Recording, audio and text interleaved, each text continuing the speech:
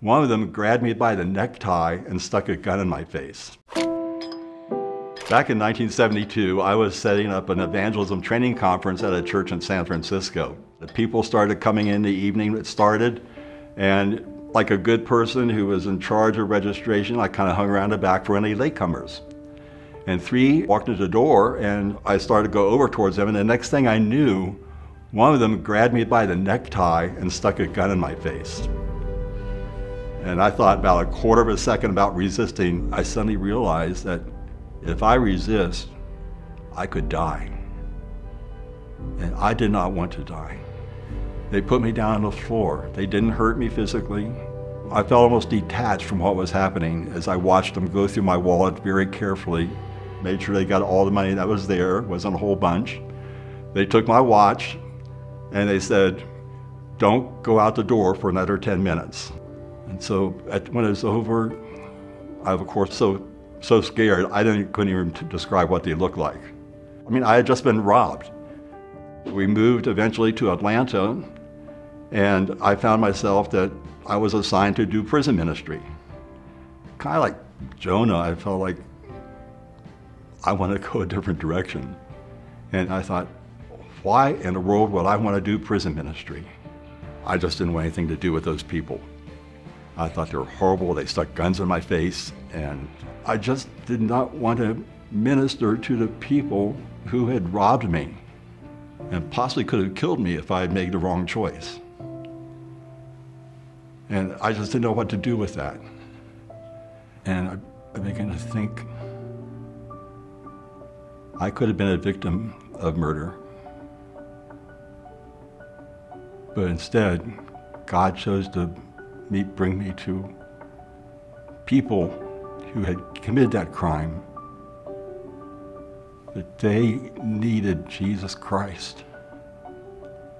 And the very first time I went into prison, I was scared to death.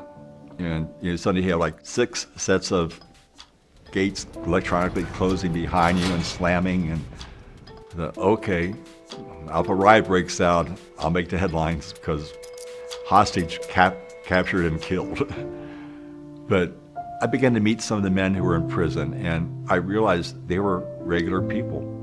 And one of the first 2 guys I met, they were cellmates, and they went to the first initial meeting, and both those men prayed to receive Christ. One was due to be released in about 7 weeks. The other was in for a life plus 20-year sentence. And I said to him, "So Billy, does it ever look like you'll be getting out?" He said, "It doesn't matter if I'm in prison or not. I can serve the Lord here." That struck me. And to realize that God can use his men and women to make impact for Jesus Christ where they're at, knowing that Jesus Christ can really make a difference in their lives. And I began to see that ministry to men in prison was something that God had begun to give me a heart for, because God had produced healing in my life, was able to spill over into the lives of others. And I guess you could compare it to the story of Jonah. God told him to go to Nineveh.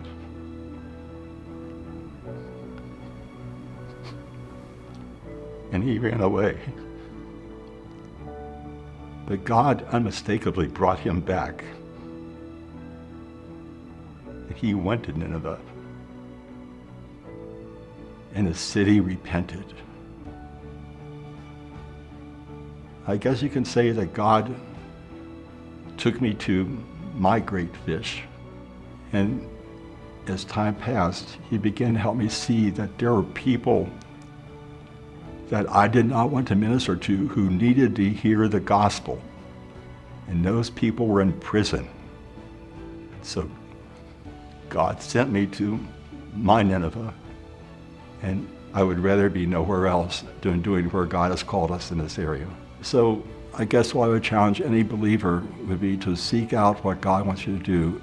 You may be tempted to go back the other way, but keep your heart open to God's Spirit leading, and you will see him do some incredible things that there will be no other explanation for than that you just happen to be available to God to use.